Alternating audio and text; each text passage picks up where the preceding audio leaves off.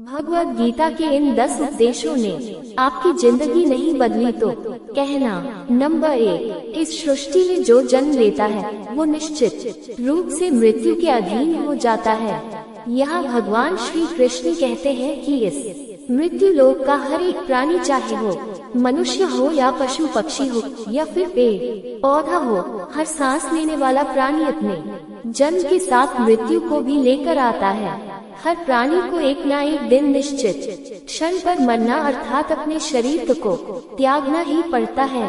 Number 2, मनुष्य को सिर्फ कर्म करने का अधिकार है, फल की इच्छा ना करें। यहाँ भगवान श्री कृष्ण कहते हैं कि मनुष्य को चाहिए कि फल की इच्छा त्याग कर कर्म को अपना धर्म समझकर करे, क्योंकि जो भी मनुष्य फल प्राप्ति की इच्छा करता है उसका मन फल के बारे में सोचकर अपने कर्म और कर्तव्य से विचलित हो जाता है और उस इंसान को वो फल प्राप्त नहीं होता है जिसकी उसने इच्छा की हुई थी। इसीलिए भगवान श्री कृष्ण कहते हैं कि मनुष्य सिर्फ कर्म कर सकता है, फल कदापि मनुष्य के अधीन नहीं है। जो लोग फल की इच्छा से ही कर्म करते हैं वे लोग सुख दुख आदि के चक्र में फंस जाते हैं और उनकी मन शांति नष्ट हो जाती है। भगवान श्री कृष्ण कहते हैं कि मनुष्य अपने फल की इच्छा को त्याग कर कर्म को अपना धर्म समझकर करे तो उसको फल अवश्य मिल जाएगा, परंतु उस फल को वो व्यक्ति विधान की इच्छा समझकर स्वीकार कर ले और ज्ञानी व्यक्ति भी इसी योग को अपनाकर कर्म योगी बन जाते हैं। नंबर 3, इस विश्व में केवल शरीर मरते हैं लेकिन आत्मा अविनाशी है। शरीर के मरने पर भी आत्मा नहीं मरती है। उद्धरण चिन्ह। यहाँ भगवान श्री कृष्ण कहते हैं कि आत्मा न कभी जन्म लेती है और न ही कभी मरती है। वो अजन्म, नित्य, सनातन और पुरातन है, जो शरीर के मारे जाने के बाद भी नहीं मरती है। जो सचमुच ज्ञानी होते हैं वो न उनका शोक करते हैं जो मर गए हैं और न ही उनका शोक करते हैं जो अभी जिंदा है, क्योंकि वो जानते हैं कि जो मर गया है वो फिर से जन्म लेगा और जो अभी जीवित है वो अवश्य ही मर जाएगा। मरने वाला फिर से जन्म लेगा, क्योंकि केवल शरीर का नाश होता है। शरीर के अंदर जो आत्मा है वो कभी भी नहीं मरता है, क्योंकि आत्मा को न कोई शस्त्र काट सकता है और न ही उससे अग्नि जला सकती है, न ही जल जा सकता है और न ही इसे वायु सुखा सकती है। नंबर 4, अपने मन को नियंत्रित करो। यहाँ भगवान श्री कृष्ण कहते हैं कि मनुष्य के शरीर का एक अदृश्य अंग है मन, जो कभी दिखाई नहीं देता, परंतु वही इस शरीर का सबसे शक्तिशाली हिस्सा है। मनुष्य को नेके घमंड की मदिरा पिलाकर मदहोश करने वाला पाखंडी केवल ये मन ही है। उसके हाथों में मोहमाया का जाल है जिसे वो मनुष्य की कामनाओं पर डालता रहता है और उसे अपने वश में करता रहता है। ये मन शरीर से भी मोह करता रहता है और अपनी खुशियों से भी और अपने दुखों से भी मोह करता रहता है। खुशियों में खुशियों भरी गीत गाता है और दुख में दुख भरे गीत गुनगुनाता है। अपने दुखों में दूसरों को शामिल करके उसे खुशी मिलती है। किसी भी मनुष्य को उसका मन जीवन के अंत तक अपने जाल से निकलने नहीं देता। अपने रस्सी में बांधकर उसे तरह तरह के नाच नचवाता रहता है। ऐसा तब तक होता रहता है जब तक हम अपने आप को मन के अधीन रहने देंगे, तब तक हमारा मन हमें नाच नचाता रहेगा। मनुष्य का मन मनुष्य को इतनी फुर्सत भी नहीं देता कि वो अपने अंतर में झांककर अपनी आत्मा को पहचाने और आत्मा के अंदर जिस परमात्मा का प्रकाश है उस परमात्मा का साक्षात्कार करे। किसी भी जीवित प्राणी के लिए आवश्यक है कि प्राणी अपने मन को काबू में करके अपने अंतर में झांककर अपनी आत्मा को देखे, तब उस आत्मा के अंदर उसे परमात्मा का प्रकाश स्पष्ट दिखाई देगा और उसी को ही परमात्मा का साक्षात्कार कहते हैं। नंबर 5, हमारा शरीर और मन कैसे काम करता है। यहाँ भगवान श्री कृष्ण कहते हैं कि मनुष्य का शरीर एक रथ के भांति है। जैसे आँख, कान, नाक, जीभ और त्वचा आदि इन इंद्रियों घोड़ों को जो सारथी चलाता है वो सारथी ही हमारा मन है और उस रथ में बैठा हुआ स्वामी वही हमारी आत्मा है। मनुष्य की इंद्रियां विषयों की ओर आकर्षित होती रहती है और ये सब तभी तक ही हो सकता है जब तक जीवात्मा अपने मन को काबू में न लाए। जब तुम स्वयं मन के अधीन न रहकर अपने मन को अपने अधीन कर लोगे तो वही मन एक अच्छे सारथी की तरह तुम्हारे शरीर रूपी रथ को सीधे प्रभु की चरणों में ले जाएगा।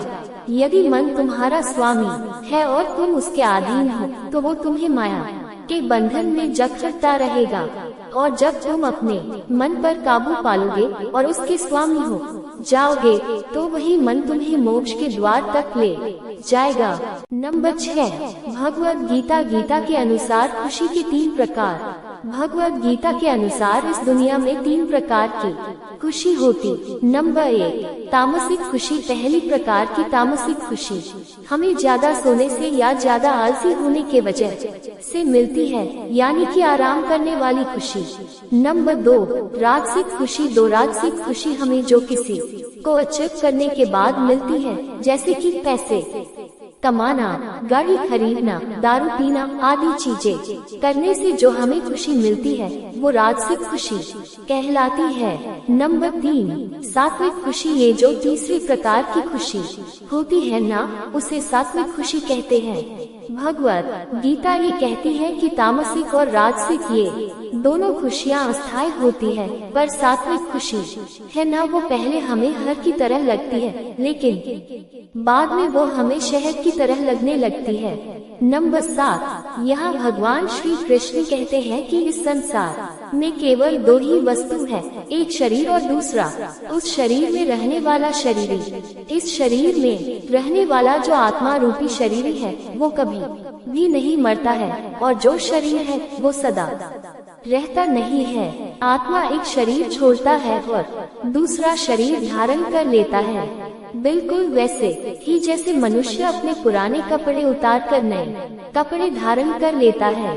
आत्मा नित्य है, इसीलिए वो नहीं बदलती, परंतु शरीर नाशवान है, इसीलिए एक ही आत्मा के कई शरीर बदलते हैं। इसीलिए हर जन्म में हमारी आत्मा नए नए शरीर धारण कर लेती है। नंबर 8, प्रारब्ध केवल मनुष्य का बनता है।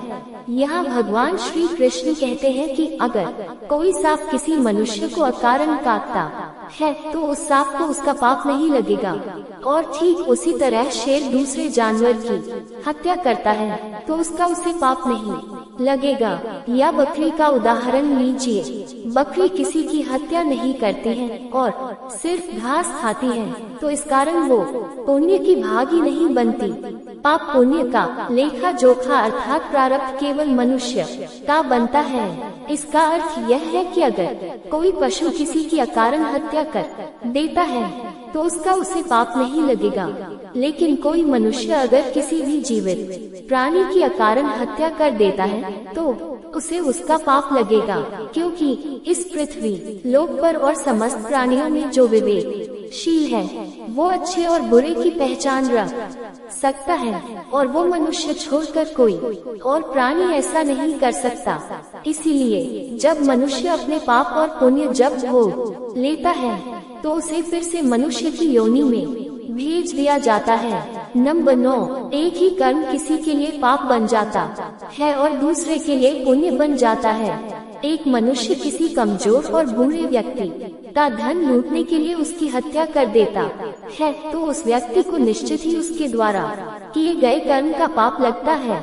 और यदि दुष्ट मनुष्य किसी स्त्री के साथ जबरदस्ती बलात्कार करने की कोशिश कर रहा है तो उस स्त्री की रक्षा करने के लिए अगर कोई व्यक्ति उस दुष्ट मनुष्य की हत्या कर देता है तो उसका उसे पाप नहीं लगता है बल्कि पुण्य लगता है। कर्म तो वही रहा किसी की हत्या करना, परंतु उस कर्म के पीछे की भावना क्या है और मारने वाले की नीयत क्या है, इसी के पद से ही कर्म किसी के लिए पाप हो सकता है और दूसरे के लिए पुण्य हो सकता है। जिस भावना और नियत से मनुष्य कर्म करता है उस नियत के कारण एक ही कर्म किसी के लिए पाप बन जाता है और किसी के लिए पुण्य बन जाता है। कर्म के इस ज्ञान के द्वारा ही मनुष्य को कर्म विकर्म और अकर्म की पहचान होती है। दोस्तों, इसका अर्थ यह है कि मनुष्य जब निष्काम भावना से कर्म करता है तो उस कर्म का फल उसे नहीं भोगना पड़ता है, इसीलिए वो अकर्म हो जाता है। कर्म उसे कहते हैं जिसे सकाम भाव से और फल की इच्छा से किया जाता है। उसका फल मनुष्य को उसके कर्म के अनुसार अवश्य मिलता रहता है। अच्छे कर्म का फल अच्छा मिलता है और बुरे कर्म का बुरा फल मिलता है। और जो असत्य, कपट, हिंसा आदि अनुचित और निश्चित कर्म को विकर्म कहते हैं। नंबर 10, हर मनुष्य का प्रथम धर्म क्या है और अपने धर्म का विधान मनुष्य खुद बनाता है। इसका अर्थ समझाते हुए भगवान श्री कृष्ण कहते हैं कि धर्म का जो विधान है, अगर उसे किसी दूसरे व्यक्ति ने बनाया हो तो वो तुम्हारा धर्म नहीं हो सकता है। तुम्हारा धर्म वही है जिसे तुमने स्वयं बनाया हो, जिसे तुम्हारी आत्मा ने स्वीकार किया हो। धर्म एक व्यक्तिगत चीज है जिसका फैसला व्यक्ति को खुद लेना पड़ता है। दोस्तों, मैं आपको एक उदाहरण देकर समझाता हूँ। दोस्तों, अगर किसी के गांव पर डाकू हमला करके उस गांव की लड़कियों का अपहरण कर रहे हो और उसी समय किसी का पिता मृत्यु शैया पर पड़ा अंतिम सांस ले रहा हो और अपने पुत्र से बार बार पानी की एक एक घुट मांग रहा हो, तो उस समय उस व्यक्ति का यानी कि उस पुत्र का क्या धर्म होना चाहिए? वो मरते हुए अपने पिता के कंठ में अंतिम समय गंगा जल की बूंद बूंद टपकाता हुआ अपने पुत्र धर्म का पालन करे, या फिर उसके गांव की लड़कियों पर जो संकट आ गया है उनकी रक्षा के लिए अपने हाथ में तलवार उठाते हुए उन डाकुओं का मुकाबला करें। अवश्य पड़े तो अपनी जान भी देकर अपने गांव की इज्जत बचाएं। दोस्तों, इसका निर्णय कोई दूसरा व्यक्ति कैसे कर सकता है? इसको धर्म का दोराहा या धर्म संकट भी कहते हैं। ऐसी स्थिति में वो व्यक्ति क्या करे, उसका फैसला कोई और व्यक्ति नहीं कर सकता, बल्कि ये निर्णय उसे खुद ही लेना पड़ता है कि उस समय उसका प्रथम धर्म क्या है। उस समय उसकी अंतरात्मा जो आवाज दे वही उसका प्रथम धर्म है। इसीलिए दोस्तों, हर व्यक्ति का धर्म व्यक्तिगत होता है और मनुष्य अपने धर्म का विधान मनुष्य खुद बनाता है। वीडियो अच्छी लगी तो लाइक, शेयर और सब्सक्राइब कर दे। मिलते हैं अगले वीडियो में, तब तक के लिए आप अपना ख्याल रखिए। जय श्री राम।